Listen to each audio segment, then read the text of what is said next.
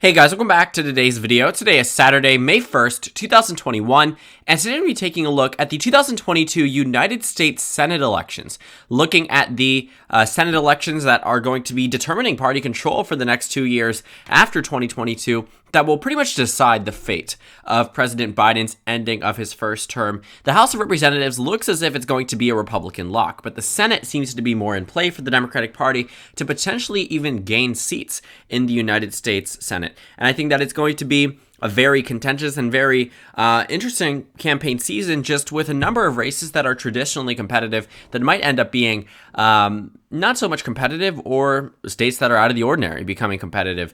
For example, in the 2020 United States Senate elections, we saw the inclusion of Montana and South Carolina come down to be at least somewhat competitive. Before, those were deemed to be solid red states, and while they did go to the GOP by 10 points, that's not the same as when they won back in 2016 or years prior by 15, 16, sometimes 20 points. So, looking at our 2022 Senate map, we're actually going to be characterizing every single state here. I'm not going to use that toss-up column like I did before. I'm shifting the date of creating these prediction videos to the beginning of every month. That way we won't be working right at the end. I think it'll just be a little bit easier, and it sort of replicates what I did in 2018 and in 2017 leading into those midterm elections. So I want to move, instead of doing April 30th, which is why I didn't do it yesterday, we're doing May 1st, and then we're going to do June 1st, and so on and so forth.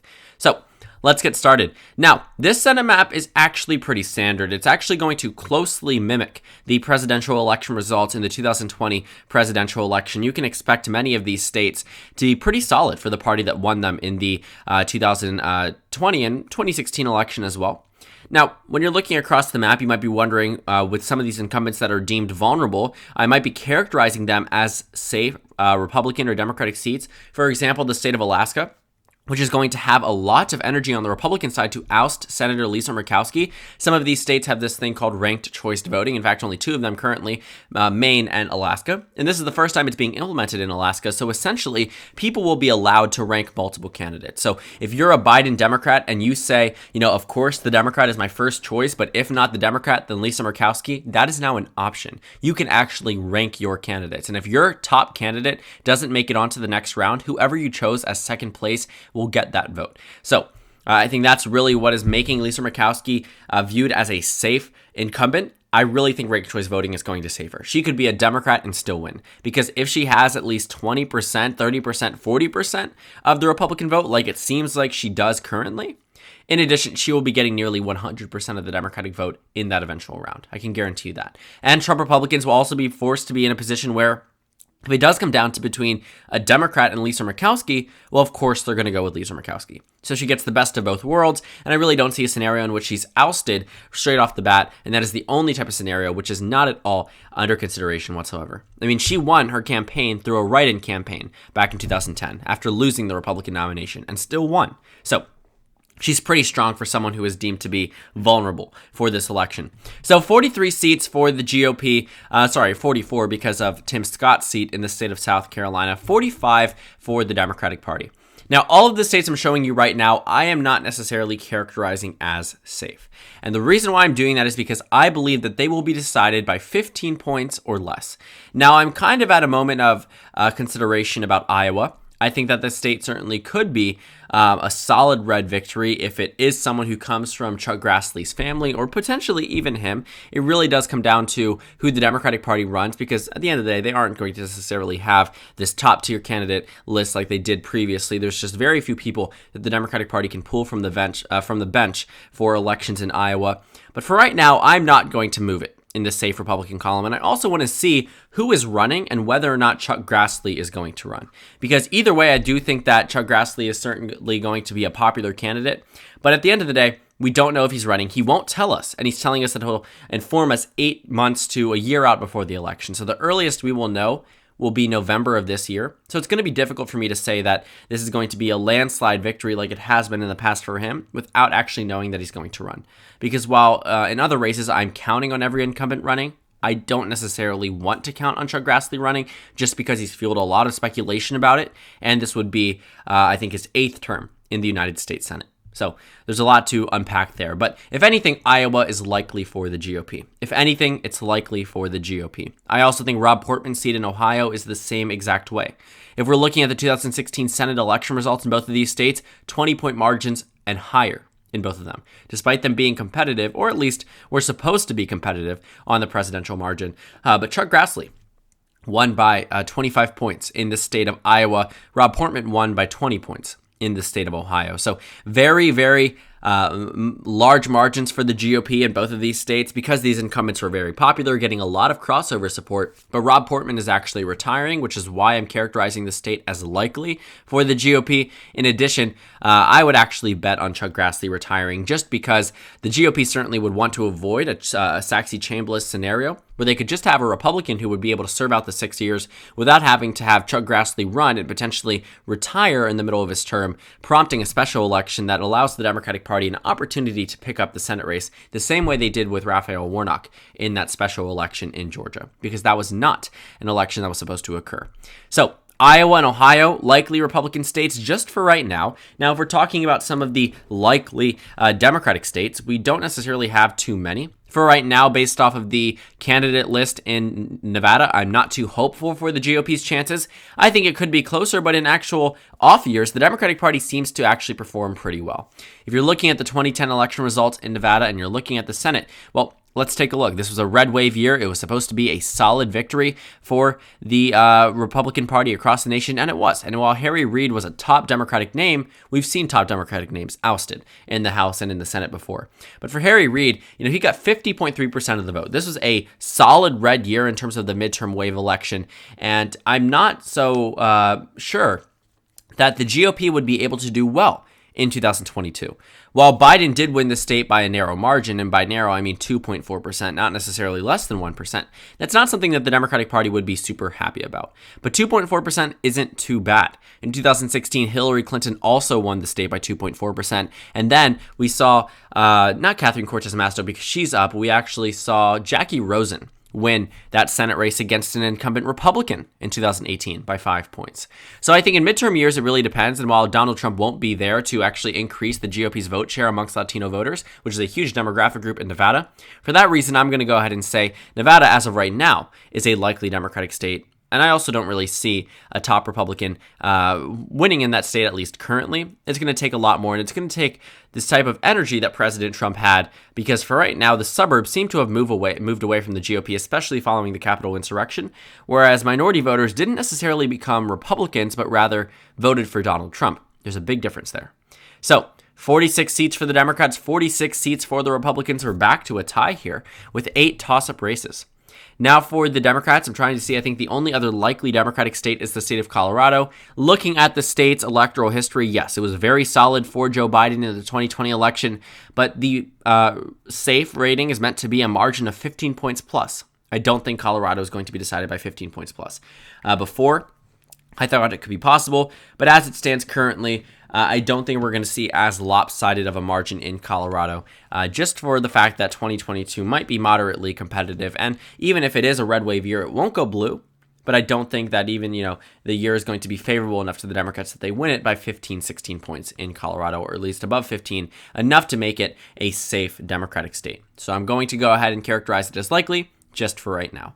So Colorado's added to the Democratic column. If you're looking at Illinois and Colorado, I also want to point those out because in 2016, those were actual competitive races. In Illinois, it was a flip for the Democrats. They did win it by a very large amount, but it was a flip, meaning a Republican had won it back in 2010. So if you're looking at the Senate results in 2010, Illinois actually went to a Republican by 2 points. Mark Kirk won there narrowly, but still a victory regardless. And then Colorado was decided by just above 5 points with Michael Bennet. He actually ran for president in 2020, but obviously he didn't end up winning. He's over in the United States Senate, and he's running for re-election in Colorado. Every Democrat is running for re-election as it stands today. 5 Republicans have announced that they are retiring. Now, if we're going to the states that are deemed to be lean states, actually, I forgot the likely Republican state of Florida. Pretty solid for Marco Rubio. He could potentially win it by very large margins. We could see double digits. We might see a margin. I'm thinking the low point for Marco Rubio will be 7-6 points at the lowest. I think he's going to have a pretty solid re-election bid there. Very popular amongst the constituents down in Florida. He's going to do well. He's absolutely going to do well unless something dramatically changes the race. Marco Rubio's in likely Republican territory. 6 toss-up races. Again, we're back to a tie the same way we are in the United States Senate. Let's start characterizing some of these lean and tilt Republican and Democratic states. The first state that I'm going to characterize as a lean for the Democrats is the state of Pennsylvania. Pennsylvania has Senator Pat Toomey, someone who voted to convict President Trump, was actually previously a voter for President Trump, obviously as a Republican, someone who had voted with him the overwhelming majority of the time, 90% plus. So Pat Toomey isn't this bipartisan Republican, but just fell out of favor with President Trump after he voted to convict him for very obvious reasons. And I do want to say that Pat Toomey has been very outspoken against President Trump and those who prop him up. So if I'm looking at Pennsylvania, those who could end up winning the primary might embody President Trump and likely won't garner the approval or the endorsement of Pat Toomey. And the fact that the state of Pennsylvania went to Joe Biden on the presidential level in 2020 also makes it seem as if the state might be favoring the Democrats ever so slightly. Now, I think the Democratic Party might lose Pennsylvania, but in 2018, they won it by double digits in both the Senate and in the governor level. Of course, it was different circumstances. It was a Democrat +8 environment year, but nothing's really telling us that the Senate is going to have some red wave the way that they were expecting maybe a year ago, or maybe prior to the pandemic. Looking at Pennsylvania for right now, I'm going to characterize it as a lean Democratic state. The Democrats have pretty strong candidates. I think John Fetterman or Connor Lamb could be very strong nominees for the Democrats in Pennsylvania. Either way, I think they will be set. It just depends on how much they want to win by. Now, I'm going to say set just because I think those two candidates are individually strong in their own aspect, but of course a GOP candidate could win. So I'm going to actually revert back on what I said. I did not mean to say set in terms of, 100% they're going to win, but I do think that they have a strong amount of candidates, and either if it's Connor Lamb or John Fetterman, I think they will be able to have a strong candidate in this Senate race, regardless of who that is. So 48 seats for the Democrats, 47 for the Republicans. We have 5 toss-up ratings states remaining. Now for the GOP, the state that I'm going to characterize as a lean Republican state is the state of North Carolina. Now, I think North Carolina will be close. I think it could be tilt for the GOP. But I'm not going to deny the historical and present Republican advantage in the state of North Carolina. Every year in which we think North Carolina might actually go blue or might be extremely narrow, sometimes it does get extremely narrow, but the GOP almost always wins. It's one of those inelastic states that people view as a swing state. Hundreds of millions of dollars over a decade is poured into the state by the opposition party, in this case being the Democrats, and yet it simply doesn't budge. In the entire 2010 to 2020 election period, we did not see a single Democratic senator elected, nor did we see really any major Democratic statewide officials besides Governor Roy Cooper, who was elected back in 2016 against an unpopular governor, Pat McCrory, who is actually running for this Senate race. But still, North Carolina is a state that is pretty strong in terms of the Republican heritage. Democrats do spend a lot of money and a lot of time in the state, but it rarely ever ends up happening. The last time North Carolina went blue was in 2008, and before then might have actually been Jimmy Carter or even FDR. So North Carolina had a long history of voting with the GOP before Barack Obama, and Barack Obama actually won Indiana by a larger margin than he did in North Carolina. Out of millions of votes cast, Barack Obama only won North Carolina by 14,000 votes in 2008. So keep that in mind for perspective. North Carolina, while sometimes going to the Democrats, typically favors the GOP by roughly the same amount, almost every single time. So we're back to a tie, 48 to 48. Let's talk about 2 seats I think the Democratic Party will be able to win by lean margins as of right now. The first one being the state of North Carolina, not North Carolina, I don't know why I say this, I've said this in probably 50 videos now, where I mistake New Hampshire for North Carolina. Anyone from either of the 2 states can tell you that neither of them are alike. I don't know why I do it, I apologize, but New Hampshire is a lean Democratic state. And I characterize it as lean because I think Chris Sununu might end up running. And, based off where it stands currently, Maggie Hassan isn't too bad of a candidate. People point out that in 2016, she only won by 0.1%. Sure, that wasn't a large margin. I wouldn't flaunt this margin. But Kelly Ayotte won back in 2010 with 60% of the vote. If you're looking, it was a 60 to 37 point margin. I mean, Kelly Ayotte was is an electoral powerhouse. She's considering running, but I don't think that rerun candidates usually end up winning. You can ask Russ Feingold in the state of Wisconsin in 2010. If I'm looking at New Hampshire, I'm looking at it and I'm saying, well, if Chris Sununu runs, it'll absolutely be more competitive than if Kelly Ayotte runs, or if just the current amount of Republicans that have announced, Maggie Hassan will be in for a very strong chance of re-election if Chris Sununu doesn't decide to run, even if Kelly Ayotte decides to run. But if Chris Sununu decides to run, I need to update that characterization. But as it stands currently, just given the overall competitive nature of New Hampshire, I'm going to say lean for the Democrats. Now, the next state I'm going to characterize is actually in favor of the GOP. This is the state of Wisconsin, and I previously characterized it as a toss-up. And while I do stand by that I do think it'll be inevitably one of the closest races in the 2022 Senate elections, I do think that Ron Johnson could either make the race competitive by dropping out or could make it competitive by staying in. Either way, I think the Republican Party is not going to find a strong candidate. I really don't. I don't think Ron Johnson is going to have this superb effect. I think regardless if he runs or not, the state might end up voting the same way.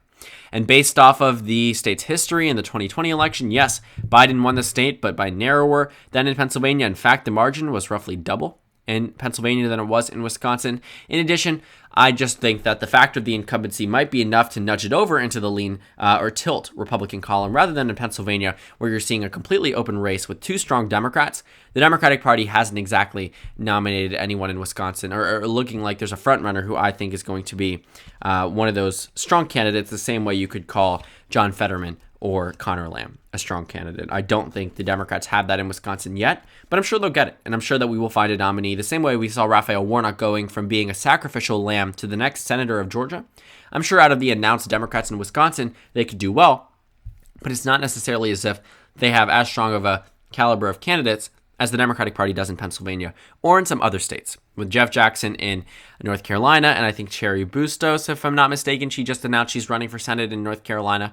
So strong candidates are all around the country, but in Wisconsin, I think the Republicans might have the upper hand right now currently, given that Ron Johnson has not announced that he is retiring. So two toss-up races remaining, the state of Georgia and Arizona, two states that flipped in the 2020 presidential election and also flipped in the 2020 Senate elections. The Republican Party ran Martha McSally in the state of Arizona, and they also ran Kelly Loeffler in the special election because Jon Ossoff is up in 2026. Raphael Warnock is up in 2022. Now, Warnock defeated Kelly Loeffler by 2 points. Mark Kelly defeated Martha McSally by 2.4%. On that alone, you might assume that they might do well, but you have to understand that these two states are inherently Republican. The Democratic Party has only been able to do so well solely because of President Trump's unpopularity amongst the white voters in these states and the huge surge in minority turnout in some of these states. All glory to Stacey Abrams in Georgia and, largely to Mark Kelly in Arizona. The main takeaway in both of these states is that individual people were able to drive up turnout and also were able to have pretty strong election results for their parties. In this case being the Democratic Party. Arizona flipped for the first time since 96, Georgia since 92. So it was certainly a long time coming and a lot of effort and a lot of years, decades of work in order to flip these states. If you're looking at the Senate results, based on both of these incumbents being moderately popular currently, I'm not too hopeful for the GOP in these races. Now, I don't think the numbers are going to fluctuate too heavily. The last prediction put it 51-48, and this one is going to put it at 51-49. I think the Democratic Party will win Arizona by a lean margin and Georgia by a lean margin. Now, let me explain Georgia. My reasoning hasn't changed much about Arizona, if at all. But in the state of Georgia, what I'm seeing here in the Senate results and on the presidential results. Let's go to full Georgia results just for the sake of this. Georgia goes to Biden. He wins the state. He wins it by 0.23%. Not a lot, but still wins the state. Certainly a much better amount for Biden than it was for Clinton when she lost by nearly 6 points in 2016. Looking at Georgia, Biden did very well. He did very, very well. But Raphael Warnock did better. Raphael Warnock won by a larger margin than Jon Ossoff in this race. And if you're looking at what occurred, he wasn't exactly supposed to win. If you add up all the Democratic votes and the Republican votes, the Republicans end up taking ahead. But in this runoff, that was not the case. Let's see if we can get to the runoff results in this exact race. So let's see. I'm not entirely sure if it'll take us there. I'm hoping it does. Why don't we just go over to the Senate? That'll be much, much easier. But the Georgia results, Raphael Warnock won. Now, what's happening? Well, Doug Collins announced that he's not running for Senate or any office in Georgia in 2022, sort of clearing the field for Herschel Walker, a very well-known football player in the state of Georgia. President Trump endorsed him and is sort of trying to force him to run for Senate here.